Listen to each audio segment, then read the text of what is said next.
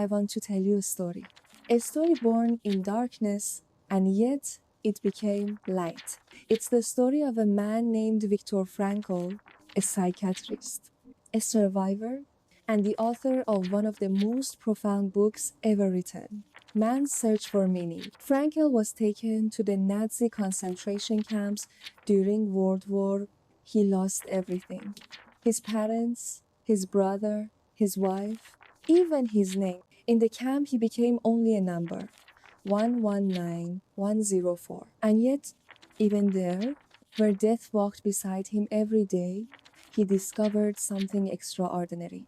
That life always has meaning, even in suffering, even in death. Uncle arrived at Auschwitz, guards pointed left or right. That tiny gesture decided everything.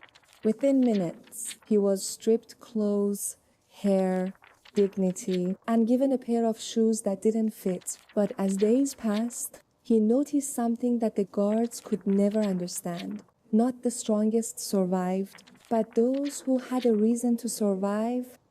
He remembered Nietzsche's line, "He who has a why to live can bear almost anyhow." For Frankl, that why was two things: love for his wife and the dream of completing his life's work. Every morning in the freezing dawn, he imagined her face, heard her voice in silence. That vision, that memory became his strength. Love goes beyond the physical presence. Even when he didn't know if she was alive, the love itself kept him alive. Inside the camps, Frankl kept watching, not just to survive, but to understand. He saw prisoners move through three psychological stages. First, shock. Second, apathy. And finally, the confusion of freedom. At first, horror. Then, emotional death numbness. Because to feel was dangerous. Pain became normal. Death, routine. And yet, some men shared their last crust of bread. Some whispered kindness in the dark. They proved that even in hell, you can still choose to be human. Everything can be taken from a man but one thing, the last of the human freedoms, to choose one's attitude in any given set of circumstances. That was the core of his discovery. We can't always control what happens, but we can always choose who we become. Suffering, he realized, isn't automatically noble. But when it gains meaning, it transforms. When we are no longer able to change a situation, we are challenged to change ourselves. Some men held on to faith, some to the thought of loved ones. Frankl held on to his purpose, the belief that his pain could one day help others heal. He imagined himself lecturing again, explaining how even despair could be turned into hope.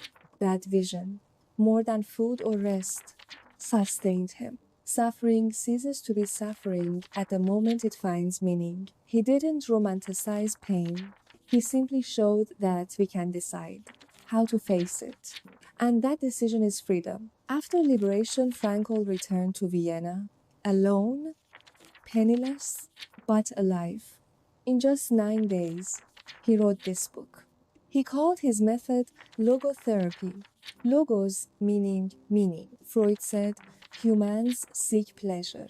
Adler said humans seek power. Frankl said humans seek meaning. When we lose that meaning, we fall into what he called the existential vacuum. That emptiness you feel when life looks fine, but feels hollow. He taught that we can find meaning in 3 ways. 1, by creating, doing work that matters. 2, by loving, seeing another person truly. 3, and by suffering when fate can't be changed, we still choose our response. Meaning isn't invented, it's discovered. It's already there, waiting in the ordinary moments of life. When the war ended, the gates opened, but many prisoners couldn't step forward. Freedom without purpose can feel like another prison. Frankl realized freedom alone is not enough. It must walk beside responsibility.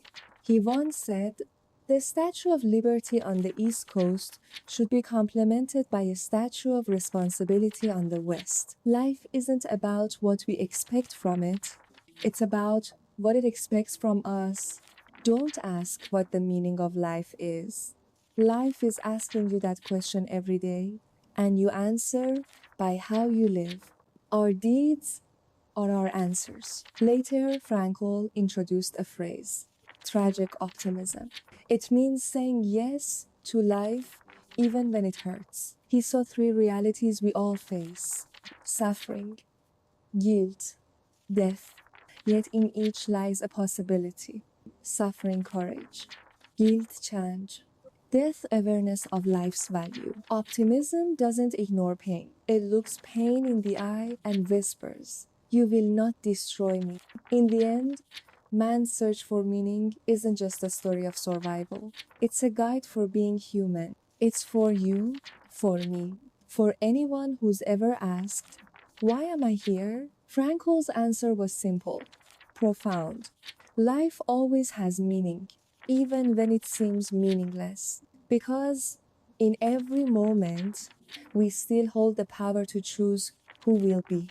Maybe right now, you're lost, maybe tired or hurting, but somewhere inside that struggle is the reason you're still here. Find that reason, find your why, and no how will ever break you.